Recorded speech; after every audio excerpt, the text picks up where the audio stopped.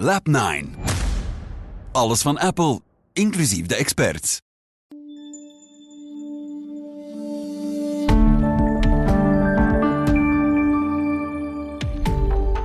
C'est le grand retour de l'État. Salut Baptiste. Mais bonjour Olivier. Alors l'État doit être un stratège économique et singulièrement dans ces temps géopolitiques troublés. On sait que pour le moment ça secoue dans tous les sens. Et on a eu une annonce à la fois surprise et assez importante du gouvernement de Wever la semaine passée qui annonçait des négociations avec Engie sur le nucléaire. Enfin, c'est surtout une amorce de deal. On parle d'un deal historique et c'est vrai. En même temps, c'est surtout une amorce de deal. On va en parler évidemment parce que c'est le début d'une grande négociation à l'issue de laquelle l'État pourrait reprendre en main les centrales nucléaires. Donc c'est pas rien, mais beaucoup reste à faire. Alors c'est audacieux. Je crois qu'on peut saluer justement un État qui à un moment prend ses responsabilités, mais c'est aussi un fameux risque, non ? Oui, en tout cas c'était une annonce choc puisque quelque part ça mettait fin à 25 ans d'années d'errance dans ce dossier.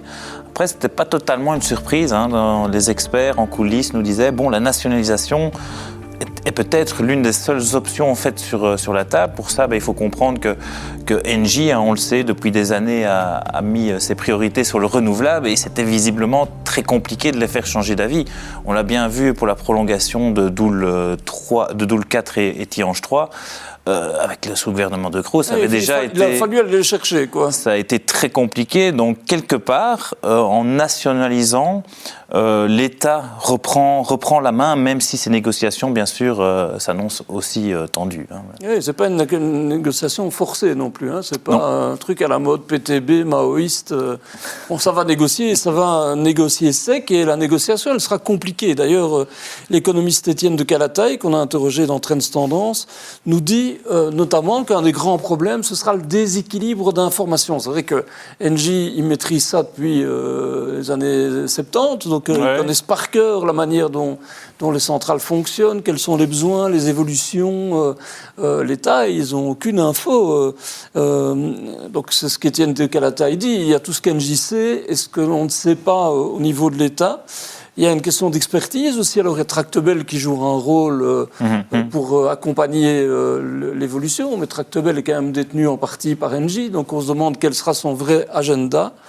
Et donc, il y a une vraie expertise au sein d'un groupe comme Engie. Alors, sans vouloir être... Sans vouloir critiquer des cabinets ministériels, dont celui du ministre de l'Énergie, parce qu'ils ont une vraie vision là-dessus, mais en termes de maîtrise technique du dossier... Oui. Et ce même ministre qui disait vouloir aller voir sous le capot, mais c'est là vraiment que tout l'enjeu... Mais c'est jusqu'en novembre, donc ils ont dit jusqu'en novembre... donc le délai est assez court. Voilà, c'est court, absolument. Et là-dessus, évidemment, la plus grande inconnue, et la question qui est sur toutes les lèvres, évidemment, c'est le coût, combien ça va coûter. Surtout dans une période où on court après l'argent. Donc, je pense que même le gouvernement ne le sait pas, d'où ces négociations. Mais là encore, peut-être qu'il faut diviser l'actif d'Engie en plusieurs parties. Parce qu'on peut quand même avoir des éléments de réponse sur certains aspects. On a d'abord les plus vieux réacteurs. Les plus vieux réacteurs qui sont à l'arrêt ou même en cours de démantèlement. Là, des experts avancent que leur coût unitaire est proche de zéro. Par contre, il y a un coût pour évidemment les remettre en route, voire certains travaux de réaménagement. Et là, il y a selon le réacteur, on est sur plusieurs centaines de millions ou voire jusqu'à 1 milliard par réacteur. Juste pour remettre en route. Voilà, et pour des travaux éventuels. Alors là, il y a des discussions qui sont assez complexes qu'on ne fera pas ici. Mais par contre, on a les 2 plus jeunes réacteurs qui ont été prolongés, ceux que j'évoquais. Et là, il y a déjà une prévision qui a été faite, notamment par Engie, 1,6 à 2 milliards d'euros. Ça, on sait que c'est un prix. Et puis, il y a la boîte noire. La boîte noire, c'est évidemment le coût du démantèlement, le coût de la gestion des déchets.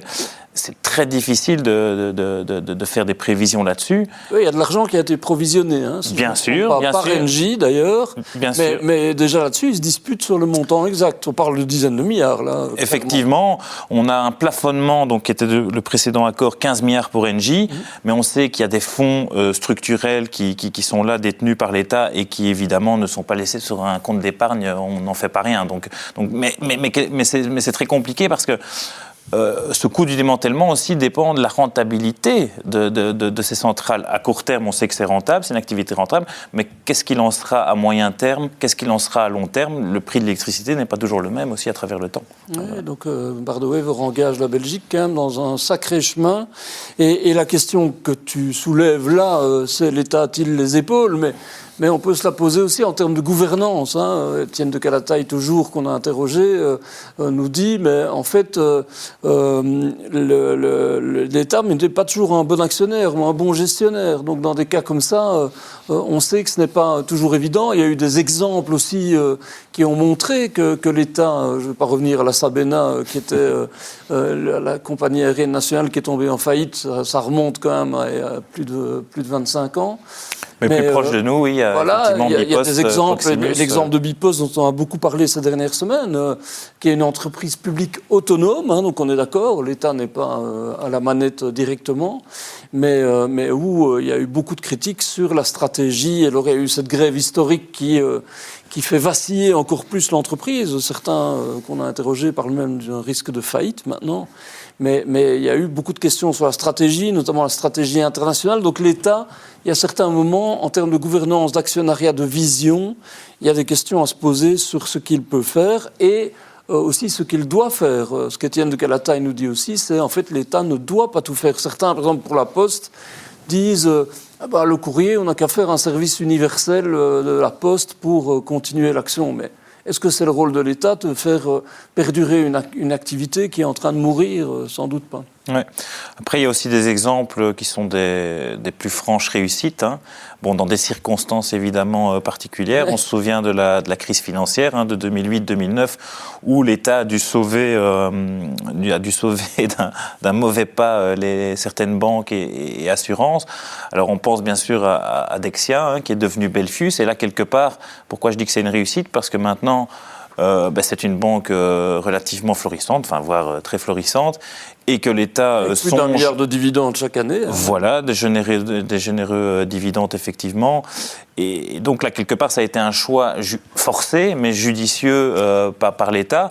On a aussi le cas de BNP Paribas, où on se demande aussi est-ce qu'on va céder des parts.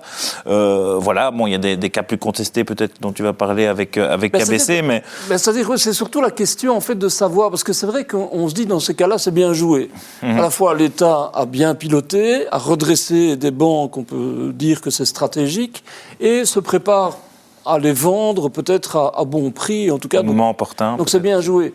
Ce que certains nous disent, c'est oui, mais on a quand même été très généreux avec des actionnaires privés. À l'époque, on a prêté à des taux défiant toute concurrence. On a quelque part sauvé des activités qui vont rapporter. Donc on a en fait joué un rôle qui était un rôle d'État stratège, mais aussi de cadeau donné à des gens qui avaient mal géré leur activité, parce que c'était ça. Tu parles de Dexia, il y avait quand même des fonds toxiques qui ont dû être gérés tant bien que mal. C'était contestable à l'époque.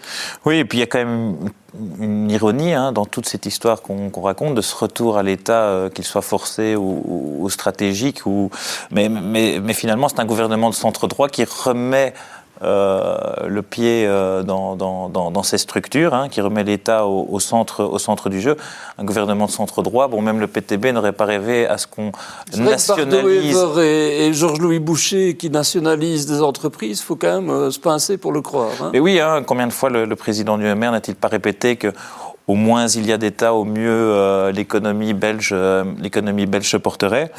Mais voilà, d'un autre côté, à travers peut-être toute cette histoire, c'est que dans le cas d'Engie ou même dans le cas des banques, on est vraiment dans un intérêt économique vital finalement, et que donc là le rôle de l'État a peut-être, l'État a peut-être un rôle dans ces circonstances-là. Ce qui est sûr, c'est que c'est pas une nationalisation forcée, dogmatique, je disais tout à l'heure, à la mode PTB ou maoïste, mais c'est vrai qu'on a parfois tendance à penser ça, les nationalisations, ou en Union soviétique à l'époque, où tout d'un coup on raflait toutes les propriétés privées pour se les approprier au niveau public, et les diriger à sa sauce. On ne parle pas de ça, heureusement d'ailleurs. Donc c'est vrai que dans le cas d'un gouvernement de centre droit, on est plus dans une logique pragmatique à la fois parce qu'il y a des choses et des intérêts à préserver. Certains interlocuteurs, tu le sais, nous disent il n'y a pas grand monde qui serait prêt à prendre les risques que représente la relance du nucléaire. Donc il faut bien un moment que l'État s'engage pour,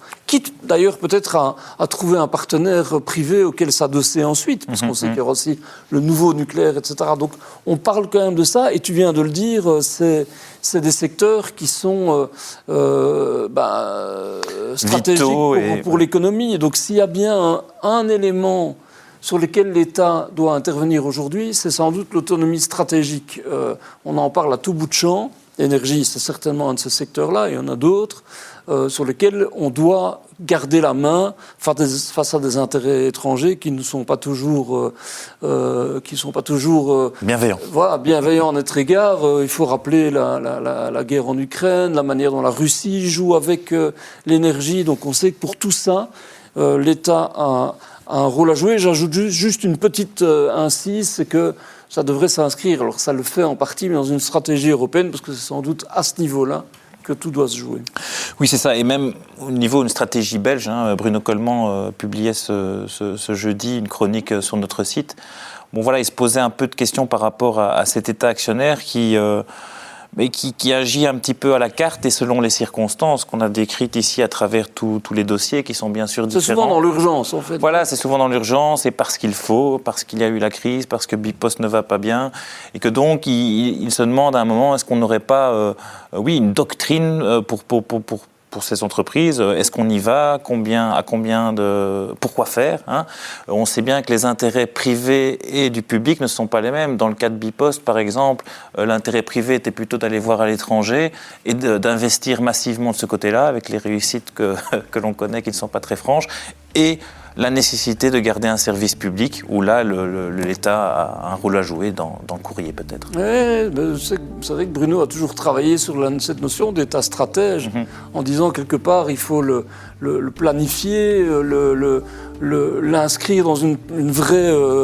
planification pluriannuelle, par exemple en se disant qu'est-ce qu'on veut, avec quel objectif. Il y a d'ailleurs aussi des chefs d'entreprise qui avaient élaboré des stratégies en ce sens-là, c'est-à-dire avoir une vision à long terme, et on sait que c'est un peu compliqué pour nos politiques d'avoir une vision à long terme, pour les électeurs aussi d'ailleurs, sur un bon compte, on réagit souvent de manière un peu dans l'urgence émotionnelle. C'est compliqué en fait de planifier les choses. Tout à fait, merci Olivier en tout cas pour merci Baptiste. ce podcast. C'est tout pour aujourd'hui. Vous vous intéressez aussi à l'actualité boursière et au conseil des investisseurs. Alors retrouvez-nous également sur le canal Trends Bourse. À très bientôt ici sur Trends Tendance et sur Trends Bourse.